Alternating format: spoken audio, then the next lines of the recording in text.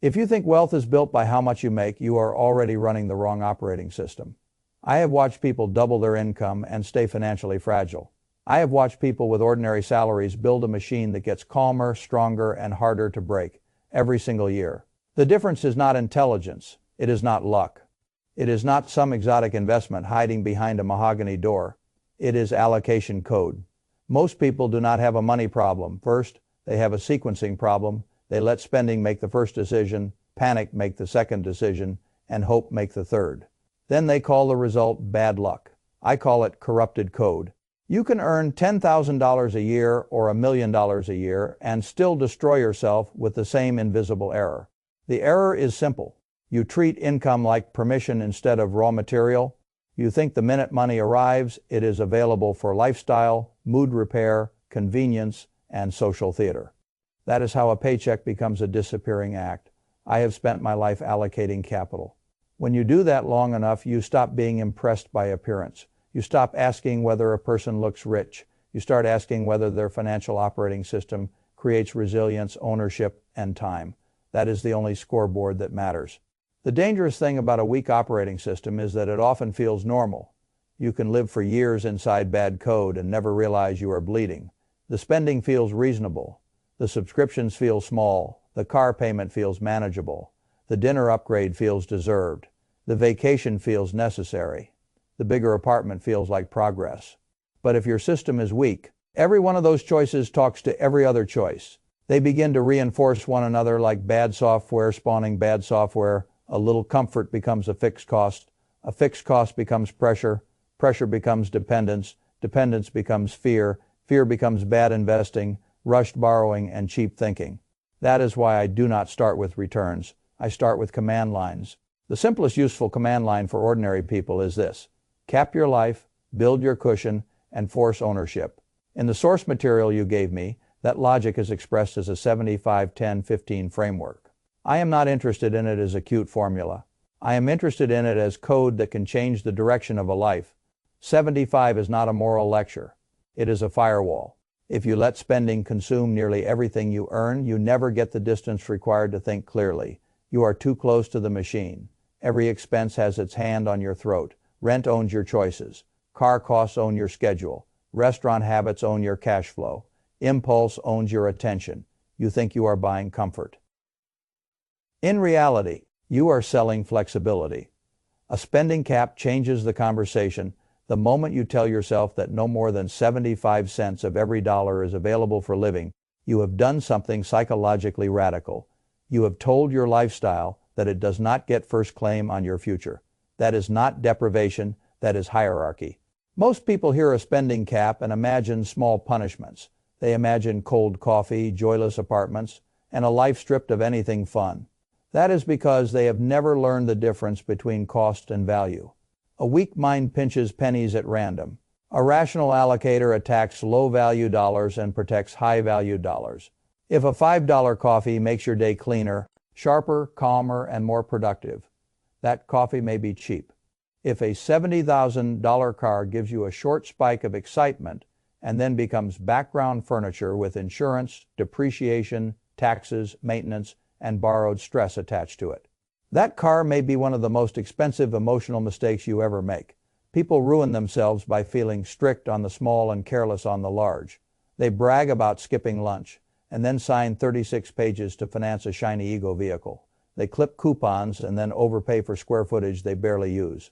They hunt for discounts on groceries and then lock themselves into recurring obligations that drain them for years. That is not frugality. That is financial theater. Real discipline is not random denial. It is selective indifference. You stop caring about status purchases. You stop paying premiums for image. You stop treating convenience as sacred. You stop confusing external polish with internal strength. I learned long ago that many people who actually have money are far less interested in looking rich than people trying to look rich. The wealthy individuals described in your source going out for dinner, asking for the cheaper options, and splitting the bill precisely are not acting small. They are acting free. They understand that money retained is optionality preserved. They are not embarrassed by arithmetic. They are loyal to it. You should become loyal to it too. The 75 line does two things at once. First, it forces you to search for cheaper alternatives where the downgrade in pleasure is minor but the savings are meaningful. Second, it forces you to ask a much more important question: what actually deserves a place inside my limited spending zone? That question alone can change a life, because once you ask it honestly, you discover that many purchases are not solving problems. They are numbing tension, they are buying social camouflage, they are trying to impress people who are themselves anxious, indebted, distracted, and trapped. You are not consuming from strength, you are self-medicating with transactions. That is corrupted code. The next 10% matters for a different reason. It is not there to make you feel virtuous. It is there to keep chaos from rewriting your life. I like to call this layer the shock absorber. Most families do not have one. They have a fantasy that next month will behave. That is not a plan, that is superstition. The source document points to a painful reality. A large share of Americans cannot absorb even a modest unexpected expense. That means one broken transmission, one emergency flight, one flooded room, one medical bill, or one stretch of missed work can force borrowing, liquidation, or panic. Once panic enters the system, the rest of the code starts failing fast. A person without a cushion does not buy from strength. They repair from desperation. They borrow from weakness. They accept bad terms because time is now the enemy. They pick the expensive quick fix because the cheaper strategic fix requires breathing room they do not have. This is why being low on cash is not just financially costly. It is cognitively degrading. Scarcity narrows the mind. When every surprise feels catastrophic, you stop making rational decisions. You reach for relief, not quality. You postpone maintenance until it becomes a disaster. You use debt as anesthesia. You let urgency negotiate on your behalf. And urgency is a terrible negotiator. That is why I do not want your 10% drifting around in the same mental category as travel money, weekend money, or reward money. It is not recreational cash. It is structural cash. Its job is to keep one bad event from infecting the entire operating system. The framework in the source uses roughly 5 months of expenses as the target. I think the exact number can vary with your stability, industry, health, and household complexity. But the underlying principle is correct. You need enough liquid, boring, reachable cash to survive disorder without inviting predators into your balance sheet. And yes, where you store it matters. Too many people put emergency money in places that pay almost nothing, and then act as if they are being prudent. Prudence is not laziness if you can hold reserves in a vehicle that stays liquid but pays meaningfully more than a traditional low-yield account. You should understand that difference. A high-yield savings account will not make you rich, but a dumb parking choice, repeated over years, still represents weak capital allocation.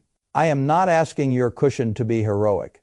I am asking it to be available. This is not money for maximizing. It is money for stabilizing. It is there so that when life throws a punch, you do not have to sell assets at the wrong time, swipe a card at the wrong rate, or sign a loan under emotional duress. Once that shock absorber is full, something important happens. Saving should stop being your identity. A great many people get stuck there. They become savers forever. They feel responsible, conservative, and mature because the account balance grows. But after the cushion reaches its real purpose, excess cash can become another kind of laziness. It can protect you from anxiety while quietly exposing you to inflation and opportunity cost. Cash is a tool. It is not the destination. That is where the 15% becomes the engine. You do not become wealthy by working for money alone. You become wealthy when money begins working in a system you own. School teaches labor, society celebrates income, social media worships visible consumption. Very few people are taught the difference between earning and owning. That omission costs them decades. If all your wealth depends on your continuous labor, then your life is still linear. You may have a high salary, you may have a respectable title, you may look successful from the parking lot, but if the machine shuts off when you stop feeding it hours, you have built a demanding job, not durable wealth. Ownership changes the geometry. That is why the investment layer matters so much. It is where your operating system stops thinking like a worker and starts thinking like an owner. Not in language, not in fantasy, in cash flow logic. The source document points to the two most common tax advantage channels ordinary people should understand: the Roth IRA and the 401k. I want you to see them the way an allocator sees them. These are not boring retirement products, they are legal containers, and containers matter because taxes matter, incentives matter, structure matters. If you ignore structure, you are making the game harder than it needs to be. The Roth IRA has one beautiful feature. You are contributing after tax dollars so future qualified growth can come out untaxed. That is a remarkable gift if you use time correctly. Time is the ingredient most people insult when they are young and beg for when they are older. A tax-free compounding runway is not exciting in year 1. It is thrilling in decade 3. The 401k works differently. It generally uses pre-tax contributions, and in many cases the employer adds a match. I want to be blunt about this. If your employer matches part of your contribution and you fail to collect it, you are stepping over free money because your operating system is asleep. There are few easier tests of financial seriousness than this. Do you take the match or not? If not, then stop telling me you are trying your best. Your best does not leave contractual value on the table. In the source, there is a common example where contributing 5% can trigger an employer contribution worth thousands of additional dollars a year. That is not a minor optimization. That is an immediate return created by understanding incentive design. Wealthy people train themselves to notice those designs everywhere. The poor are taxed by ignorance. The middle class is slowed by habit. The wealthy are accelerated by structure. That is not always fair, but it is often true. Now, once money lands inside those containers, another mistake appears. People think opening the account is the same as investing. It is not. An empty wrapper around idle cash is still idle cash. A person can congratulate themselves for years while holding money in a retirement account that was never actually allocated into productive assets. That is a paperwork victory, not a capital victory. You need the ownership engine to be turned on. For most people, broad index funds or ETFs will do the job perfectly well. I am not interested in making ordinary people feel sophisticated by handing them complexity they cannot sustain. You do not need constant excitement. You need durable exposure to productive enterprise. If one fund gives you participation across hundreds of major businesses, low friction, and the ability to keep buying over long stretches of time, you have something extraordinarily powerful. The source references broad market funds like SP 500 products. The deeper lesson is not the ticker. The deeper lesson is this: you are using capitalism itself as your employee. You are no longer betting your future on one heroic guess. You are attaching your savings to a wide field of productive companies and allowing time, retained earnings, innovation, and compounding to do what human impatience usually interrupts. This is where ordinary people sabotage themselves. They think simple means weak. They think boring means inferior. They think a serious strategy must feel complex enough to brag about, so they chase hot tips, concentrated bets, fashionable narratives, and dramatic swings. Because drama feels like intelligence, it is usually the opposite. A good operating system should reduce the number of decisions that can injure you. That is one reason broad, recurring investing works so well for so many people. It takes ego out of the driver's seat. It lowers friction. It turns progress into a repeatable behavior instead of a mood. The compounding example in the source is not there to entertain you. $100 a month for 50 years, becoming far more than the cash contributed, is a blunt reminder that time can do heavy lifting your labor never will. Most people see the early years and get bored because the visible progress is small. That boredom is expensive. It causes them to stop the engine right before the machine becomes interesting. Compounding is silent before it is obvious. That sentence alone explains why so many people miss it. They want applause too early, they want proof too fast, they want the machine to flatter them before it has even warmed up. Wealth does not work that way. First it feels slow, then it feels unfair, then it starts to feel inevitable. But only for the people who kept the code running while everyone else got distracted. Now let me tell you what I really like about the 75-10. 15 logic, when it is used correctly, it forces moral clarity into money. 75 says your lifestyle does not get to consume your whole future. 10 says chaos does not get to force you into stupid deals. 15 says labor does not get to be your only source of wealth.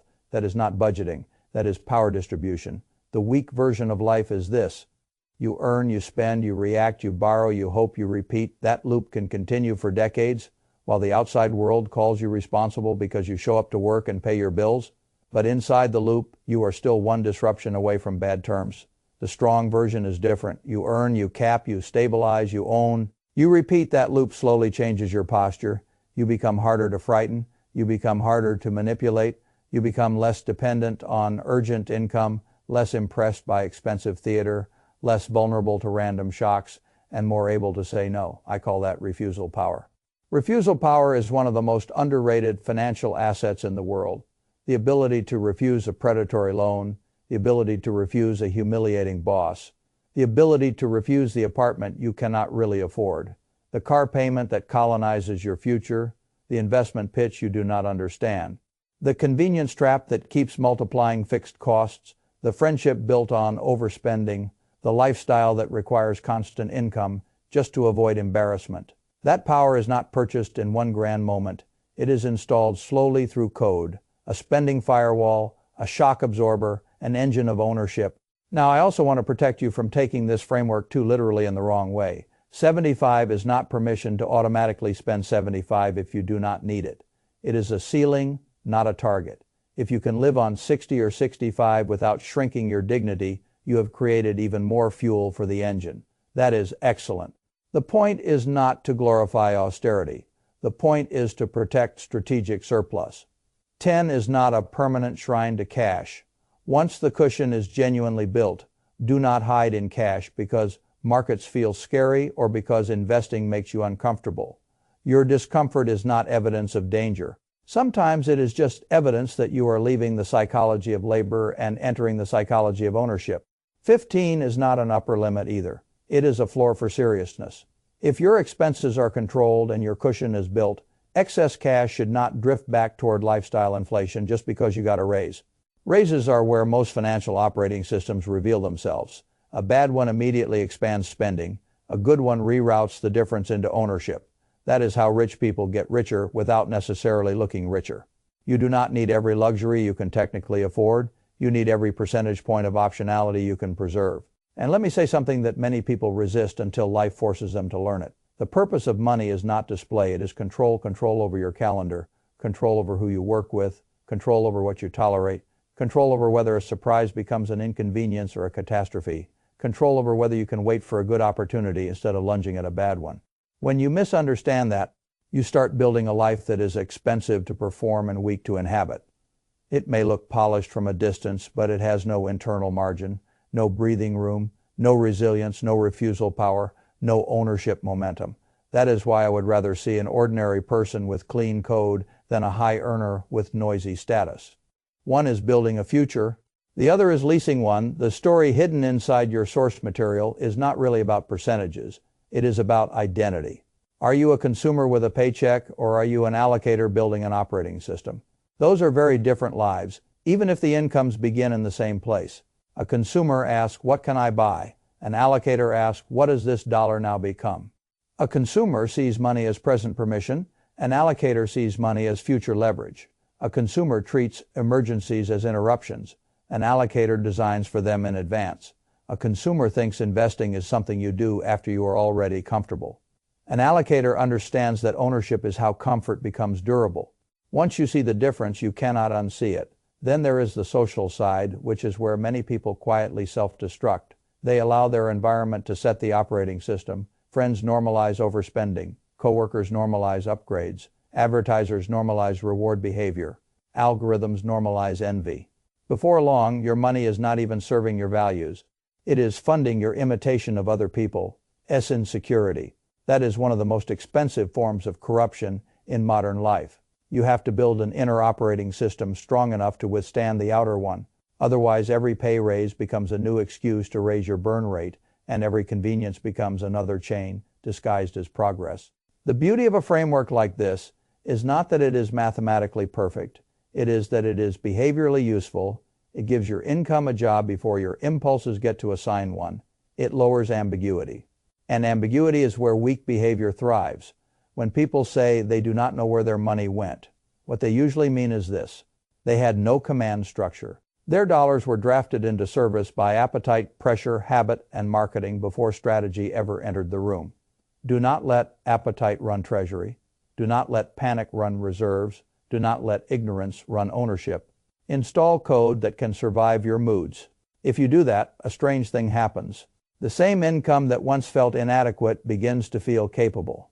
Not because your life got smaller, but because your system got cleaner. Waste retreats, fragility retreats, hidden fees retreat, thoughtless upgrades retreat, and each retreat gives more territory back to stability and ownership than over time the second. Order effects begin to appear. You negotiate differently because you are less desperate. You shop differently because you understand value better. You invest differently because you have cash flow discipline.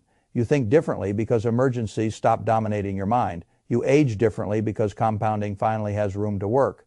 You walk differently because your future is no longer mortgaged to image. That is how a modest framework becomes a major turning point, not through magic, through code. I have seen enough lives to know this. People do not lose financial freedom only through dramatic stupidity. More often they lose it through tolerated leakage. A few percentage points spent without thought, a few years without reserves, a few employer matches left unclaimed, a few decades waiting to invest seriously, a few upgrades that quietly raise the monthly burn, a few assumptions that tomorrow's income will cover yesterday's laziness. That is how the operating system rots quietly, respectably, repeatedly. The repair can be quiet too. Cap what you spend, build what protects you, own what compounds, and once that system is running, do not interrupt it. Just because the world offers you a prettier cage, there will always be people telling you to live a little when they really mean finance, a little more status. There will always be companies trying to turn your stress into subscriptions and your insecurity into fixed costs.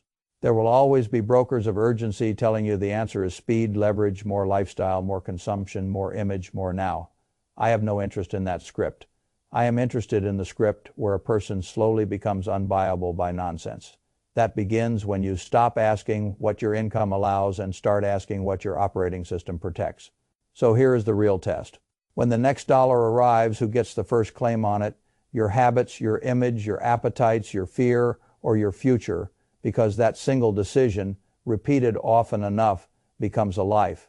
You can keep running corrupted code and wonder why every raise disappears, why every emergency hurts too much, why every year of hard work still leaves you dependent on the next paycheck. Or you can install something stronger. A firewall against lifestyle sprawl, a shock absorber against chaos, an engine of ownership that keeps running while you sleep. That is the difference between looking busy and getting free. And if you are honest, you already know which side of that door you are standing on. The only question now is whether you are finally willing to step through it before another decade gets priced away.